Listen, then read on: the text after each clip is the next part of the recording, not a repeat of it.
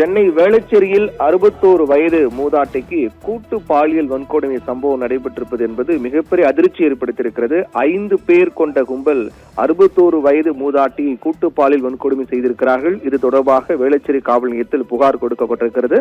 தொடர்ந்து பல்வேறு சட்ட ஒழுங்கு பிரச்சனை என்பது தீராத ஒரு பிரச்சனையாக நடைபெற்று வருகின்ற நிலையில்தான் சென்னை வேளச்சேரியில் 61 வயது மூதாட்டிக்கு பாலியல் தொல்லை கொடுக்கப்பட்டிருக்கிறது. இது தொடர்பான புகாரில் 5 பேர் கொண்ட கும்பல் இந்த பாலியல் வன்கொடுமை செய்திருப்பதாகவும் இது குறித்து போலீசார் வழக்கு பதிவு செய்து விசாரித்து வருவதாகவும் கூறப்படுகிறது.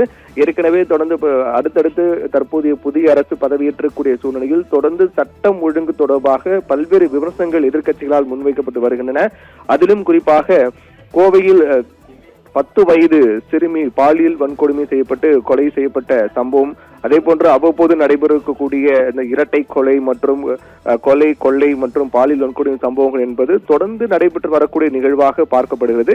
இது தொடர்பாக ஏற்கனவே தமிழக முதலமைச்சர் விஜய் அவசர ஆலோசனை எல்லாம் மேற்கொண்டார். அந்த கோவையில் சிறுமி பாலியல் வன்கொடுமை செய்யப்பட்டு கொடூரமாக கொலை செய்யப்பட்ட சம்பவம் தொடர்பாக அவசர ஆலோசனை எல்லாம் மேற்கொண்டார். தொடர்பான நடவடிக்கை எல்லாம் எடுக்கப்பட்டு வருகின்ற சூழ்நிலையில் மீண்டும் சென்னை வேளச்சேரியில் 61 வயது மூதாட்டிக்கு பாலியல் வன்கொடுமை, அதுவும் 5 பேர் கொண்ட கும்பல் கூட்டு பாலியல் வன்கொடுமை செய்திருக்கூடிய கொடுமை என்பது நடைபெற்றிருக்கிறது.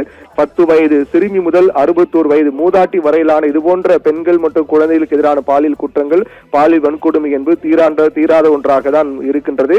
ஏற்கனவே தேர்தல் பிரச்சாரத்தின் போது கூட அனைவருக்கும் நினைவிருக்கும் தமிழக வெற்றி கழகத்தின் தலைவரும் தற்போதைய முதலமைச்சருமான விஜய் தேர்தல் பிரச்சாரத்தின் போது பல்வேறு விடயங்கள் சட்டம் ஒழுங்கு பிரச்சனை குறித்தெல்லாம் பேசியிருந்தார். குழந்தைகள், பெண்கள், முதியவர்கள் யாருக்குமே பாதுகாப்பு இல்லை, என்ன செய்யறீங்க சிஎம் சார் என்றெல்லாம் கூட தொடர்ந்து பேசி வந்தார். அந்த பேச்சுக்கெல்லாம் தற்போது மீண்டும் அது இணையத்தில் வைரலாகி வருகிறது. தற்போது நடைபெற்று வரக்கூடிய நிகழ்வுகளை குறிப்பிட்டு ஏற்கனவே தேர்தல் பிரச்சாரத்தில் முதலமைச்சர் விஜய் பேசிய அந்த பேச்சுக்கள் எல்லாம் தற்போது மீண்டும் வைரலாக்கப்பட்டு வருகின்றது.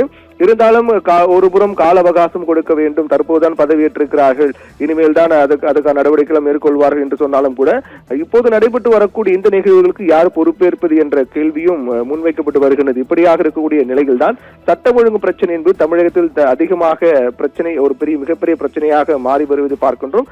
அதன் தொடர்ச்சியாக கோவையில் 10 வயது சிறுமி பாலியல் வன்கொடுமை செய்து கொலை செய்யப்பட்ட சம்பவத்தின் அதிர்ச்சி கூட இன்னும் இயலாத நிலையில் அடுத்தடுத்து நடைபெற்று வரக்கூடிய இது போன்ற சம்பவம், அதன் தொடர்ந்து சென்னை வேளச்சேரியில் 61 வயது மூதாட்டி 5 பேர் கொண்ட கும்பலால் பாலியல் வன்கொடுமை செய்யப்பட்ட சம்பவம் என்பது மீண்டும் அதிர்ச்சியும் பரபரப்பையும் ஏற்படுத்தியிருக்கின்றது.